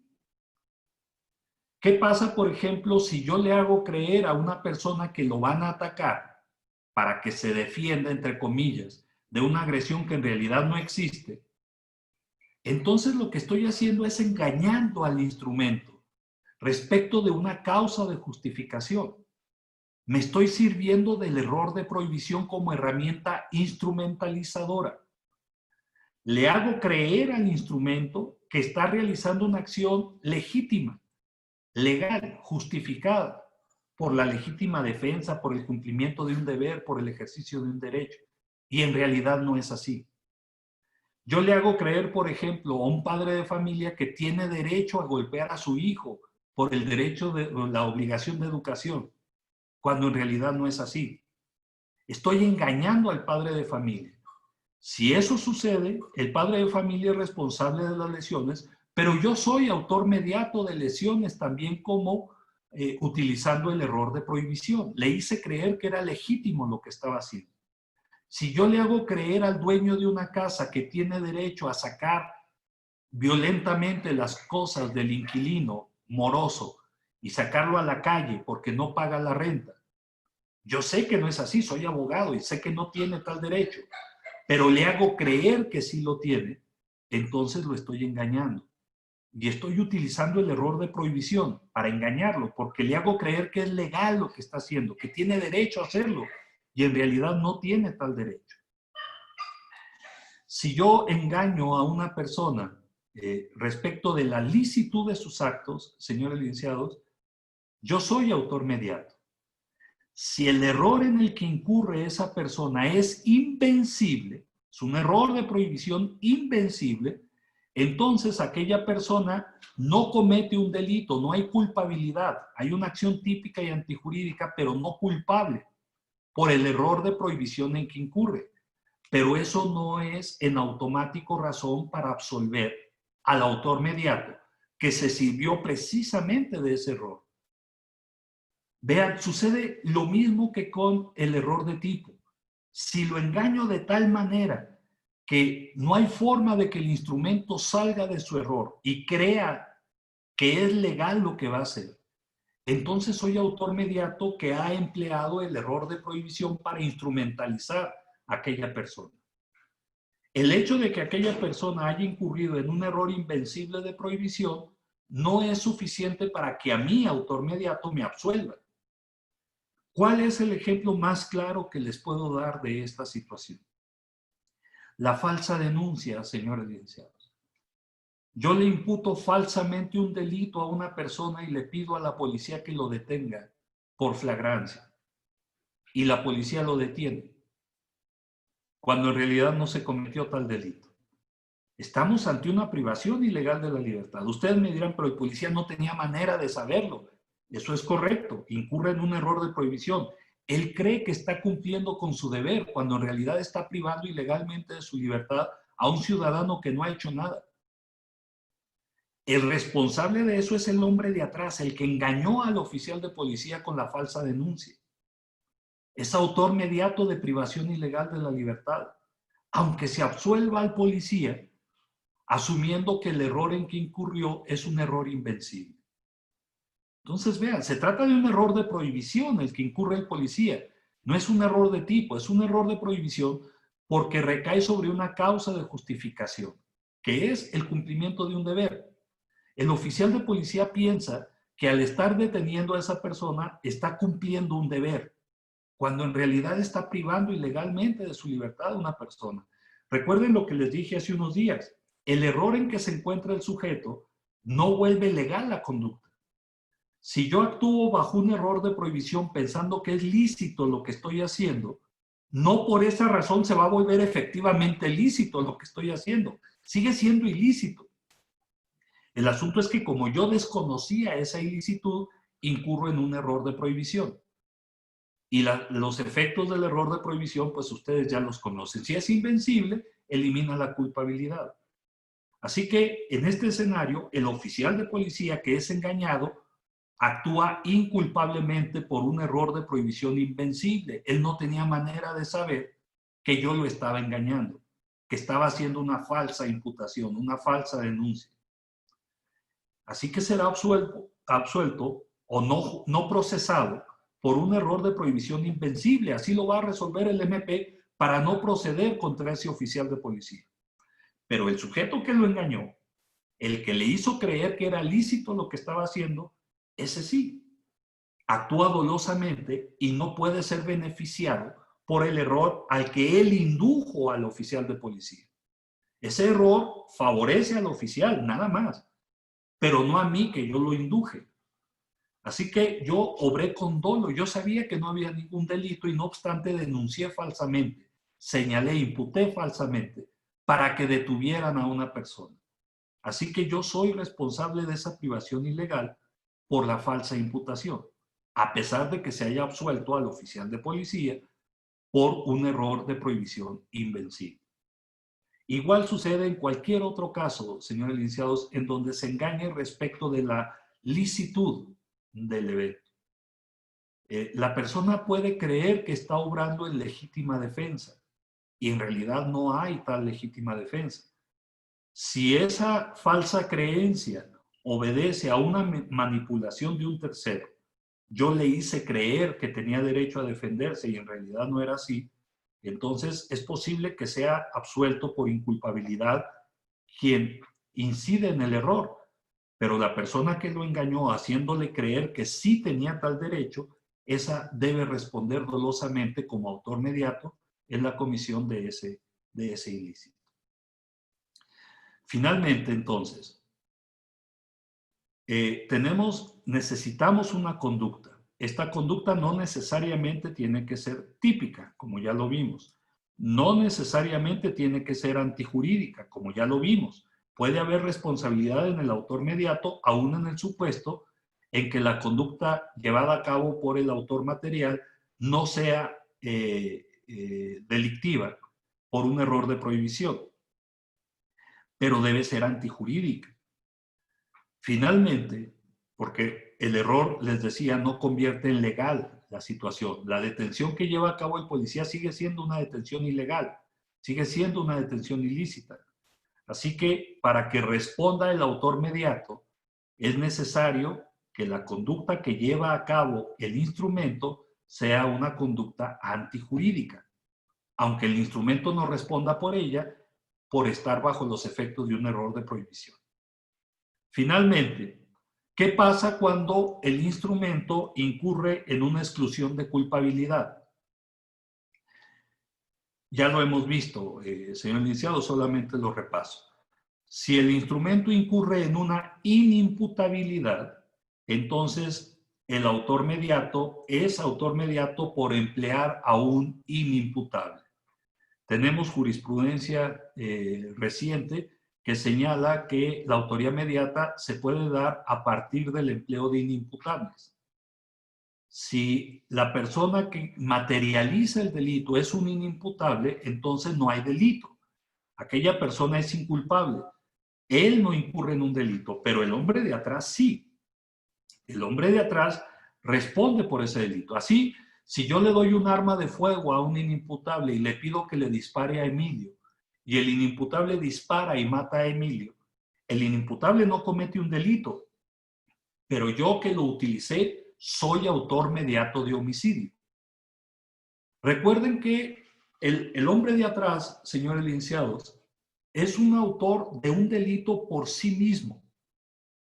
No es necesario que ustedes se encuentren, ustedes como agentes del Ministerio Público, encuentren el delito que le van a atribuir al hombre de atrás en otra parte o en otra persona. Es un delito que él comete, como si jalara el gatillo. De pronto hay una cierta resistencia en los abogados en pensar que para que el hombre de atrás, el autor mediato, responda por un delito, ese delito tuvo que haber sido materializado por otra persona. No, no es así, señores licenciados. Eso hay que quitárnoslo de la cabeza. El autor mediato es una forma de autoría, como lo es el autor inmediato. El autor mediato comete por sí mismo el delito.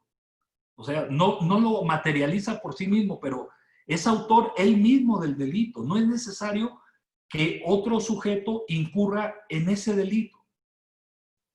Es necesario que materialice la conducta, eso sí, otro sujeto, pero no hablamos de que el delito que se le atribuye al hombre de atrás es el delito que lleva a cabo otra persona. No, no es así. Porque es posible que esa otra persona en realidad no cometa ningún delito, como los ejemplos que hemos visto, como el policía engañado que no comete ningún delito, como el que incurre en error de tipo invencible, la señora, la mamá del niño que le inyecta la medicina que mata al niño. Ellos no cometen ningún delito y sin embargo el hombre de atrás sí comete ese delito. Entonces, no tengan en su estructura de autoría mediata esta condicionante de que para que haya responsabilidad en el hombre de atrás sea menester que el hombre del frente cometa un delito. No necesariamente. El hombre de atrás responde en la medida de su propia culpabilidad. Se valora si él es responsable de un delito o no. independientemente de que ese delito pueda o no ser atribuible a quien lo materializó. Así, si yo empleo a un inimputable, el inimputable no comete delitos, pero yo como autor mediato sí soy responsable de ese delito. No es un argumento válido decir, como no hay delito, vámonos todos a nuestra casa. Imagínense si esto fuera así. Si yo fuera con ustedes y les dijera, señor agente del Ministerio Público, acaban de absolver al material porque resulta que era inimputable, así que vámonos todos a nuestra casa. Fíjense nada más la magnitud de la impunidad que estaríamos generando. Todo lo que tendrían que hacer los delincuentes sería utilizar inimputables para quedar impunes. Y no se trata de eso. El inimputable, ok, el inimputable no cometió el delito. Estará en otro escenario de responsabilidad. Pero el hombre de atrás que lo utilizó, ese sí responde por el delito, porque él no es inimputable. Él sí debe responder. Esa es justamente la intención del legislador en cuanto a la autoría mediata, señores licenciados. Generar una forma de intervención delictiva remota. El hombre de atrás es responsable por sí mismo de delitos. No depende de que se atribuya ese delito a otro sujeto. Bien, eso es a grandes rasgos el contenido de la instrumentalización, el instrumento al servicio del hombre de atrás. Recuerden, en síntesis, en México, en la jurisprudencia mexicana, se admite la autoría inmediata cuando el hombre de atrás utiliza el instrumento valiéndose del error, cualquiera de los errores que existen en nuestro código, sea de tipo o de prohibición. También hay autoría inmediata de acuerdo a la jurisprudencia más reciente, cuando el hombre de atrás se sirve de la coacción. Criterio con el que les comentaba, yo no coincido del todo, porque me parece que la coacción moral no da suficiente dominio del hecho al hombre de atrás. Sin embargo, la jurisprudencia dice que sí, y eso es lo que importa y lo que es finalmente obligatorio. Si yo discrepo de eso, pues mi trabajo como litigante un día será sostener un punto contrario y tratar de convencer a los jueces de lo contrario, pero por lo pronto, lo que dice la jurisprudencia, que es digamos, un parámetro ilustrativo, es que la coacción, sin diferenciar entre coacción física y moral, sí constituye una herramienta para la autoría mediata. Así que quienes emplean la coacción, de acuerdo al último criterio que mencionamos, por ahí les pasó a alguno de sus compañeros el número de tesis, es autor mediato el que emplea la coacción. Tercer supuesto, es autor mediato el que emplea a menores o a incapaces inimputables. Hay autoría mediata también en esos casos. Quinto, en algunos estados, como el Estado de México, el código expresamente reconoce que hay autoría mediata cuando se emplea la subordinación jerárquica. Es decir, el superior que le da una orden al inferior para cometer un delito responde como autor mediato. Esa disposición que está expresa en el Código del Estado de México no existe en el Código Federal ni tampoco existe en el Código de la Ciudad de México. Sin embargo, hay una tesis aislada que retoma este criterio y que señala que la subordinación jerárquica sí es una herramienta que constituye autoría mediata.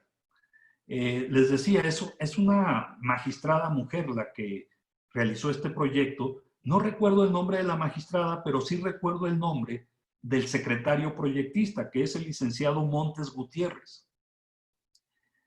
Para que cuando la busquen la puedan identificar y sepan que es a la que me estoy refiriendo. Finalmente, señores licenciados, no constituye autoría mediata el supuesto de retribución, o sea, el pago. La persona que le paga al hombre de enfrente para que cometa el delito, les decía en mi ejemplo, a quien contrata un sicario para llevar a cabo un homicidio, no es autor mediato. La doctrina mayoritaria sostiene, y los criterios de colegiado, que se trata de un instigador, no de un autor mediato. Así que términos generales, esas son los supuestos en que se puede presentar la autoría mediata. Hemos enfatizado que el autor mediato debe obrar con dolo, ya sea con dolo directo o con dolo eventual, pero tiene que obrar con dolo. La autoría mediata no existe en los delitos culposos. Los delitos culposos son de propia mano, así que no hay autoría mediata en la culpa. La culpa y la autoría mediata, señores licenciados, en el autor mediato no se llevan bien. Puede haber culpa, ojo, pero en el instrumento. Ya les di muchos ejemplos y les expliqué.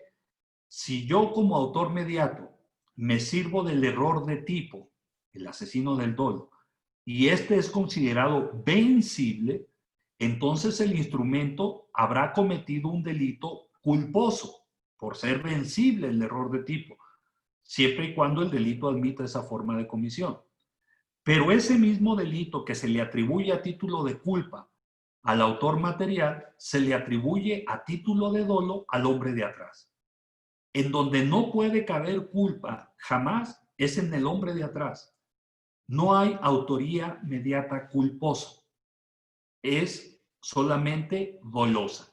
En donde sí puede haber culpa es en el instrumento, en el hombre de enfrente, pero jamás, nunca en el hombre de atrás. Bien, finalmente, la exigencia dogmática para el hombre de enfrente es que realice una acción, no necesariamente típica, pero sí antijurídica y no culpable. A grandes rasgos, señores licenciados, esa es la estructura de la autoría mediata. El hombre de atrás, el autor mediato, sirviéndose del instrumento. Bien, vamos a ver algunas intervenciones. El señor licenciado, bueno, el monitor les da un mensaje, se les invita a registrar su asistencia. Y el señor licenciado Moreno dice, la delincuencia utiliza a los menores diciéndoles que van a salir rápido si los detienen. Bien, ¿qué pasa con los menores? En México, señores licenciados, tenemos una minoría de edad tasada, algo que a mí en lo personal no me agrada mucho. Déjenme les explico.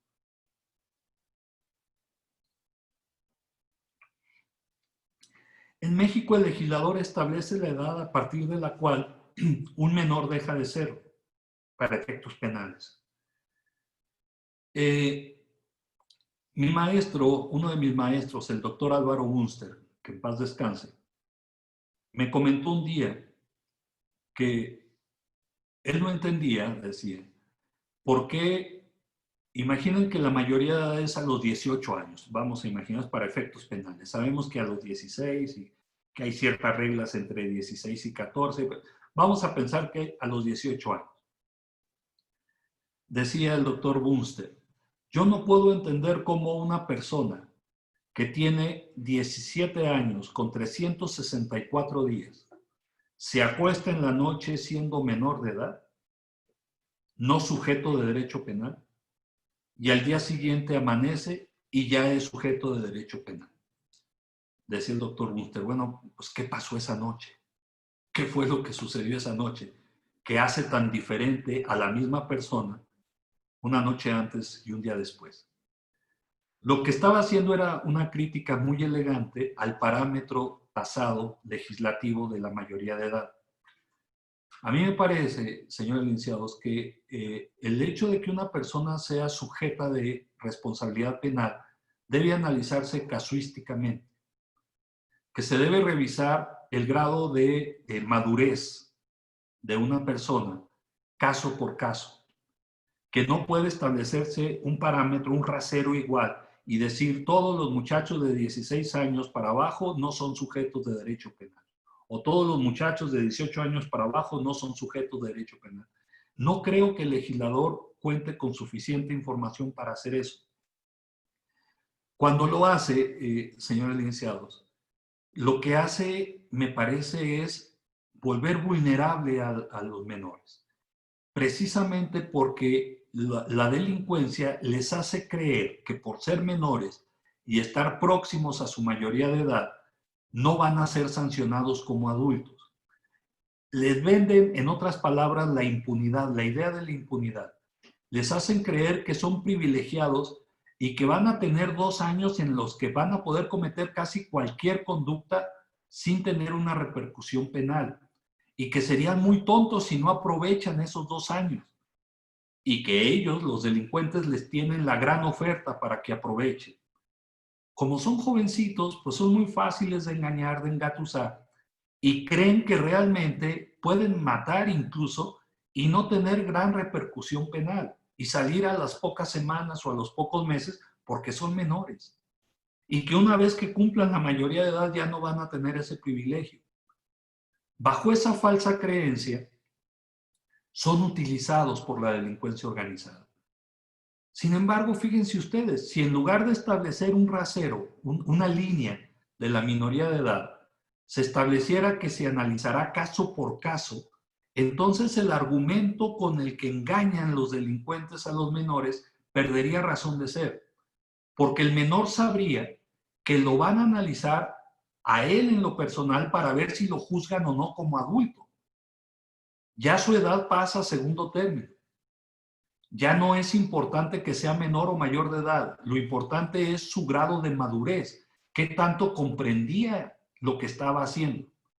Y entonces ya no tienen asegurada esa impunidad que les vende la delincuencia. Se volvería más difícil de convencer al menor para que participara.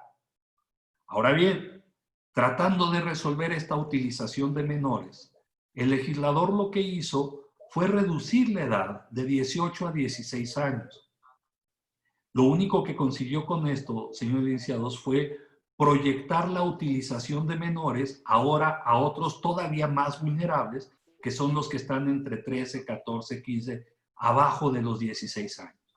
Si antes utilizaban a los de 17, 16, 17 años, al bajar el rasero, digamos, ese parámetro legislativo de minoría de edad, lo que hicieron fue conducir, arrojar la manipulación de la delincuencia hacia niños todavía menores, que son los que están abajo de los 16. Me parece que la solución no estaba en haber bajado la edad penal. La solución estaba, al contrario, en desaparecerla, desde mi punto de vista, desaparecerla para analizar caso por caso el grado de madurez de un menor y por lo tanto resolver casuísticamente si es o no enjuiciable conforme a las reglas del enjuiciamiento penal.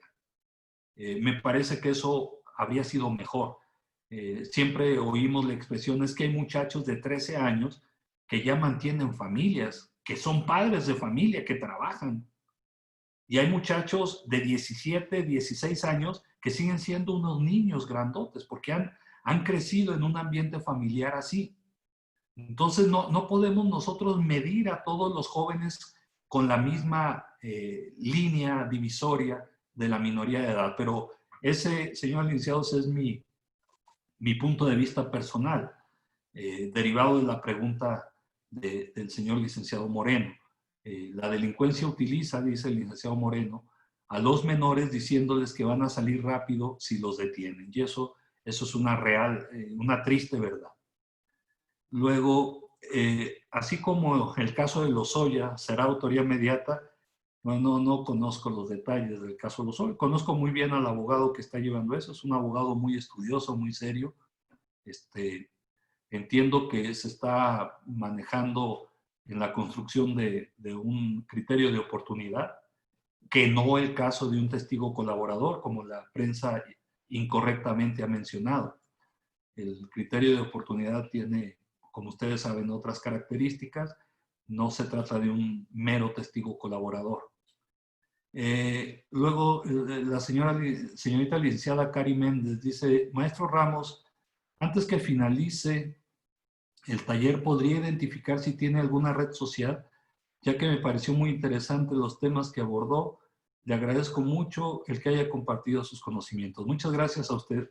Yo no manejo redes sociales, no sé por qué razón, pero no me gusta manejar redes sociales.